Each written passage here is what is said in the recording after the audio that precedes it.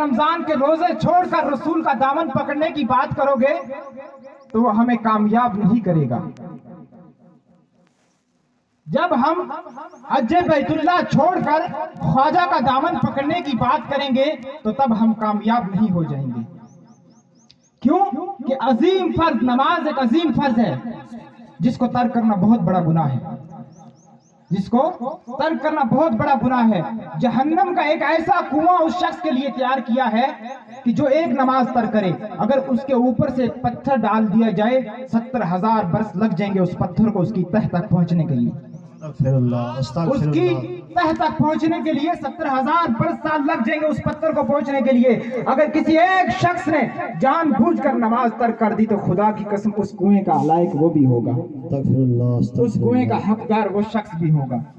इसलिए मेरे बुजुर्गों और भाइयों, हम हर हाल में नमाज कायम करनी हमें बहुत जरूरी है।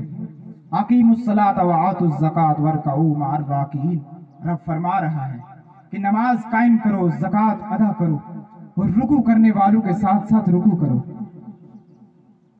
मसलन जमात के साथ नमाज अदा करो। अगर हमने फजर के लिए ना उठे और जोहर पढ़ ली तो फिर हमारी जोहर का कोई फायदा ना हुआ। हमारी जोहर कज़ा और असर के लिए हम जमात में आ गए मस्जिद में, उस असर का कोई फायदा ना हुआ।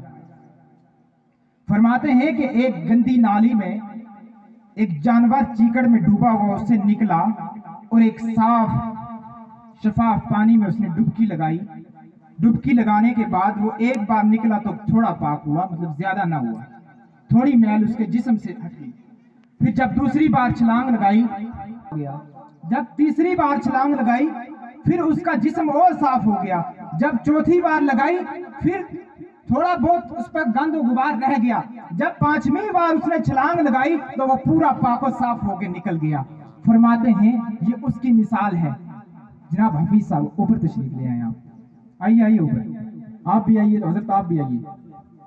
फरमाते हैं कि ये उस शख्स की मिसाल है जो मेरे आका अलैहिस्सलातु वस्सलाम का उम्मती अगर 5 वक्त की नमाज पढ़ेगा वो उस जानवर की तरह पाक और साफ हो जाएगा जो जानवर कीचड़ से निकलकर उस पानी में नहा के साफ हो गया। सुभान अल्लाह, सुभान अल्लाह।